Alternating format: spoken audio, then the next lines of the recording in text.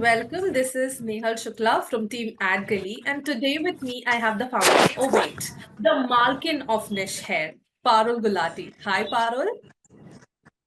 Hi, what's up? All good.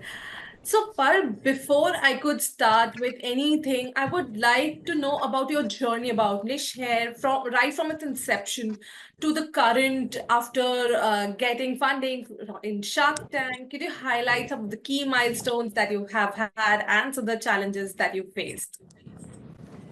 More than the funding, I believe I always am a believer that women work not for money, more for respect. And that's what I got maximum from being on Shark Tank or being in the public eye. The amount of trust and respect people started having towards my brand and in me was more rewarding than anything else.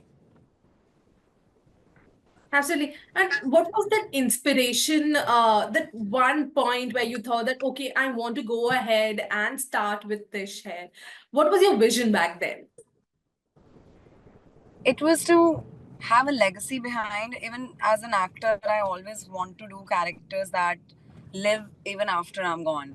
Same way with Nish Hair, I always wanted to build something that is there. It's because it's not something I'm doing for myself, it's something that needs to exist into this world. A gift of hair is what I want to leave behind me. A brand that's created by me, an ecosystem that's created by me, creating more employment opportunities, everything. That was the main goal when I started Nish Hair. And if you can share, what are the key factors that are remarkable for the 4x growth in the sales for this financial year? I would definitely give credit to me being on Shark Tank because that blew up. That blew up more than I imagined.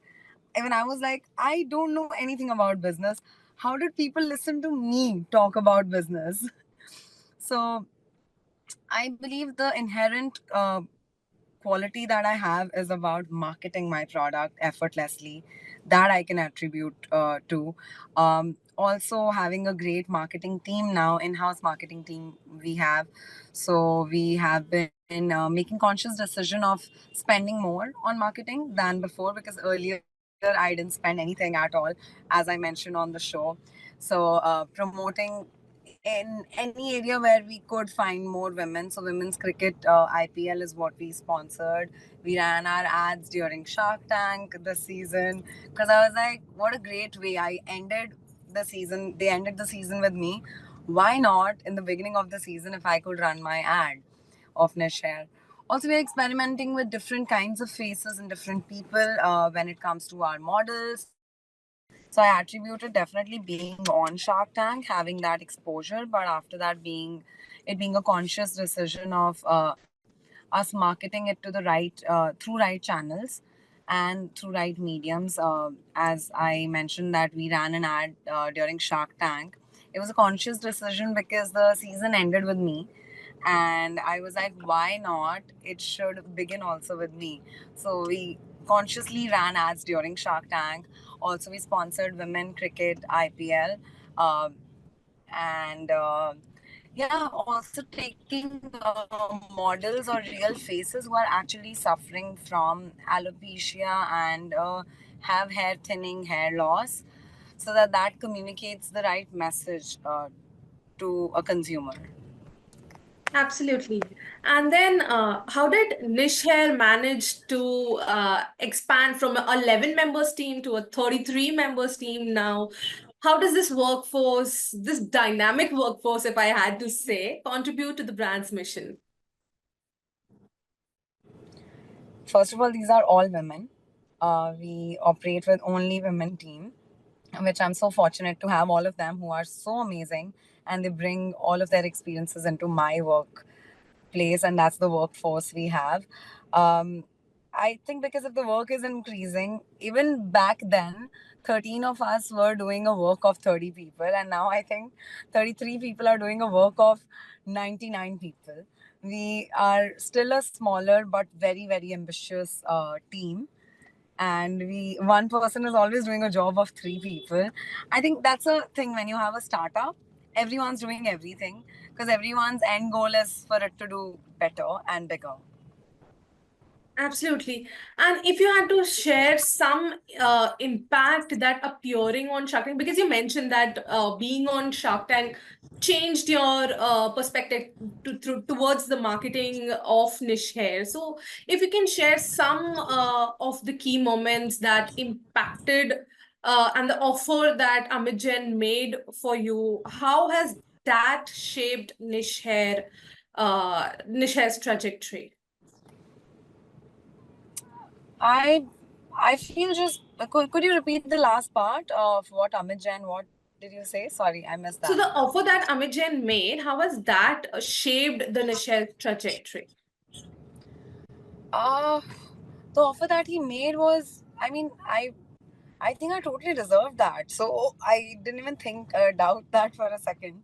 Um, how it changed the trajectory is that because since we went on the show, that's the valuation I stood at, and now since we are already 4x from where we were, now it's way more. And I think if I go out looking for funding right now, which I don't want to raise any more funds, because I think that would take my liberty away, because I'm always trying to do three things at once, and it's also a conscious decision that I wouldn't want to raise more.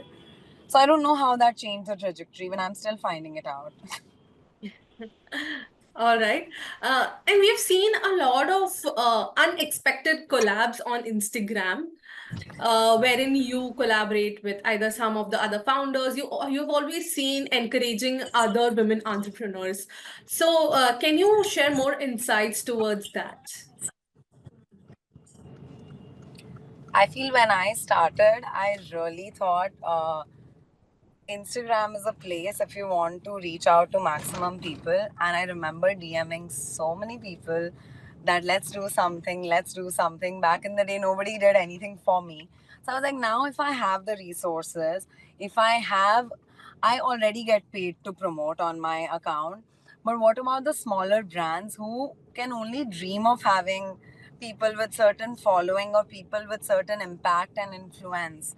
Why not promote other women founders? Because as I mean, that's the truth, that only 5% of women businesses get the funding in the first round, and rest of them just get rejected on, I mean, I don't know if on the basis of being a woman, but we all know that what is the truth when it comes to women businesses. But there are so many on Instagram, and they're so creative. There are homegrown businesses.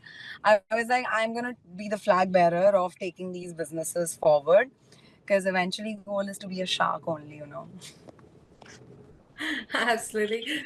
One last but not the least, I would like to know your message towards these budding women entrepreneurs or entrepreneurs in general who are looking out for just one right time and the right way to start their business.